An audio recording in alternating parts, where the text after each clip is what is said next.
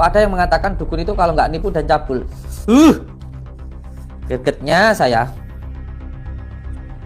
Kok bisa geblak uyah gitu loh, semua katanya. Dukun itu kalau nggak nipu dan cabul itu maksudnya kayak gimana gitu loh. Saya sebelumnya sudah menyampaikan kepada Bang Marcel ini. Saya sempat telepon sama beliau. Saya sempat minta nomornya, nggak dikasih. Saya telepon lewat admin, tidak dibalas. Dan saya chat juga tidak dibalas. Karena sebelum dia ke Jakarta, pernah sempet teleponan sama saya kan. Dia bilang mau mengakui semuanya, mau menjelaskan kenapa pengobatannya pakai trik, mau menjelaskan itu pengobatan pakai triknya tuh itu dia lakukan zaman dulu. Kalau zaman sekarang udah enggak. Bilangnya kayak gitu. Pas sampai Jakarta kok beda lagi omongan ke media. Terus dari tadi nih dari pagi saya teleponin orangnya nggak diangkat-angkat. Ngomong ke media bilangnya udah nelpon saya. Tapi saya teleponin kagak ngangkat-ngangkat sampai sekarang. Dia nelpon kemana coba? Gitu, saya juga nggak tahu tuh dia ngehubungin kemana. Karena kan saya punya nomor pribadinya loh. Saya teleponin nggak ngangkat sampai sekarang. Bahkan video yang beliau ambil ini saya bisa memberikan contohnya. Ini saya fotonya ini.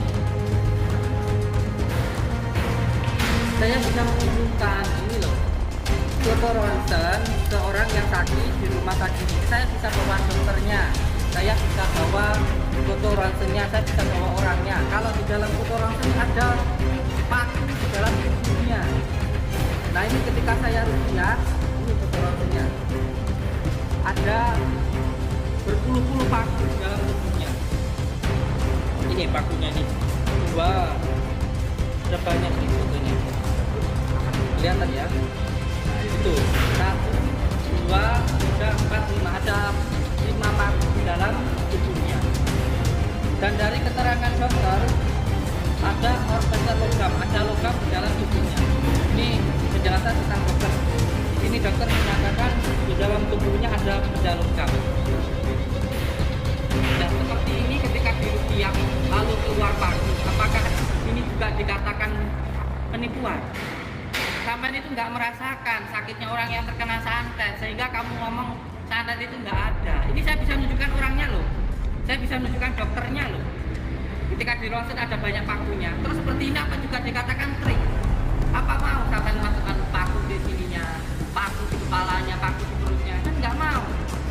Jadi semua sesuatu berbicara pada tendensi hukumnya, berbicara pada tendensi umumnya. Kamu pesulap kalau ngomentari ahli hukumnya nggak nyambung. Kamu pesulap kalau ngomongin perukiahnya nggak nyambung. Kamu pesulap kalau ngomongin kiai nggak nyambung, gitu loh. Kalau saya bukan kiai, saya pemulung rongsor. Tapi yang beliau sampaikan itu nggak sesuai dengan keilmuannya, dengan salah kaprah. Tapi dia bisa buktiin medis itu nggak bahwa ada ronsen, iya ada ronsen. Jadi ada orang di ronsen, di badannya ada tampuk. Ya memang ada. Itu kejadian pernah memang di Indonesia, orang di ronsen, dalamnya ada paku, ada benda-benda. Itu nama gangguan psikologisnya adalah PICA. Gangguan psikologis itu gangguan makan, di mana gangguan seseorang yang menikmati makanan bukan makanan. Jadi bisa baca, itu ada di Tasikmalaya satu, sama di Jember yang kedua. Nah kejadiannya itu memang ada yang dalamnya paku, ada juga yang dalamnya tuh benda-benda kecil, 40 benda kecil kalau nggak salah, atau 50 benda kecil gitu, tutup botol, uang, terus juga uang koin, itu ada di dalam badan memang. Dan itu gangguan psikologis namanya PICA. Dan jadi, itu gangguan tanpa sadar. Iya, bukan tanpa sadar, dia sadar. Jadi ketika stres, semua orang itu kan punya stress release. Ada yang berlibur, ada yang nonton Netflix atau nonton film ya, ada yang nonton film aja, ada juga yang nonton YouTube. Nah, ada juga orang-orang yang ketika lagi stres dia memilih benda-benda kecil. Dan sebenarnya gangguan pika ini udah terjadi sama kita semua di umur 1 sampai 5 tahun. Pernah tahu anak kecil yang makan bedak?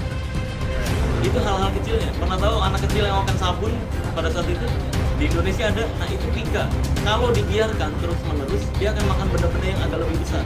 Dan kejadian pika terbesar di dunia ya, setahu saya, sampai saat ini cuma yang di India itu ada 40 pisau rumput di dalam perut. Nah 40 pisau rumput di dalam perut, ketika ditanya dan akhirnya mengakui, orang tersebut mengaku bahwa dia suka makan darah dan rasa besi dalam waktu yang bersamaan. Gitu. Berarti bukan santet Bukan. ya. Berarti bukan bukti ya, Bukan. yang ditunjukkan itu. Lah, saya bukti. iya, cari aja di Google tuh banyak. Ada juga yang kejadian anak kecil pernah paku di sini nih, paku di dalam kaki. Setelah diteliti dokter, ini dinyatakan sama dokter bahwa ini bukan santet, tapi sengaja dimasukkan. Tapi ada orang jahil sampai saat ini belum ditemukan karena ada bekas lubang di kakinya. Ada bekas lubang di kakinya.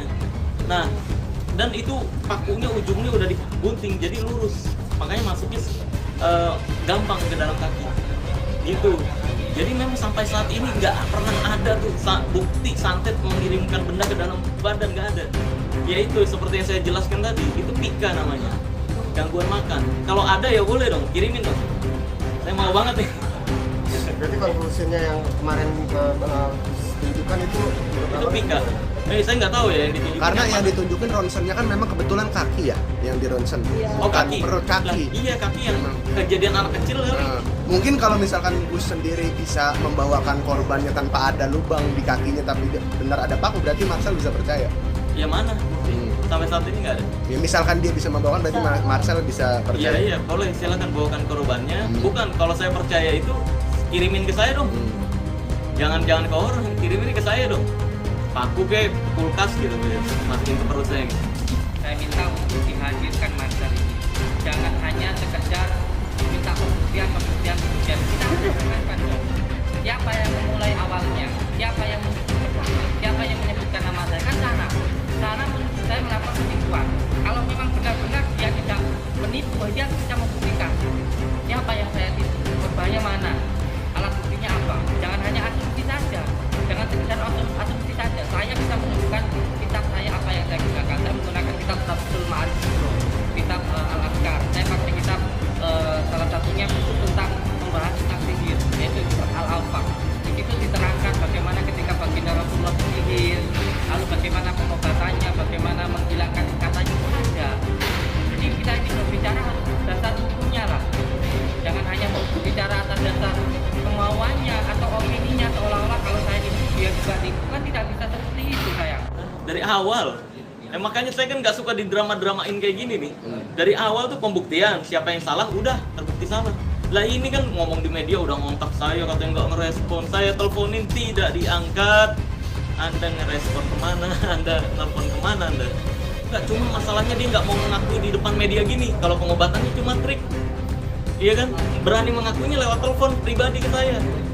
Nah, kalau misalkan dia mau mengakui pengobatannya hanya sekedar trik, kontennya hanya sekedar bohong-bohongan, hiburan, atau settingan, ya jelas saya bersedia banget. Bahkan itu jadi membuka masyarakat kan, alasan kenapa dia pakai trik pengobatannya. Sesimpel itu loh. Negara kita negara hukum. Tidak ada di negara kita orang yang kebal hukum. Tidak ada sayang. Semuanya harus taat kepada hukum. Panjenengan kalau melakukan edukasi. Apa panjenengan sampai apa nggak melihat video saya? Apa yang saya lakukan? Saya mendatangi orang yang katanya terkena pencabulan. Dukunnya saya datangi.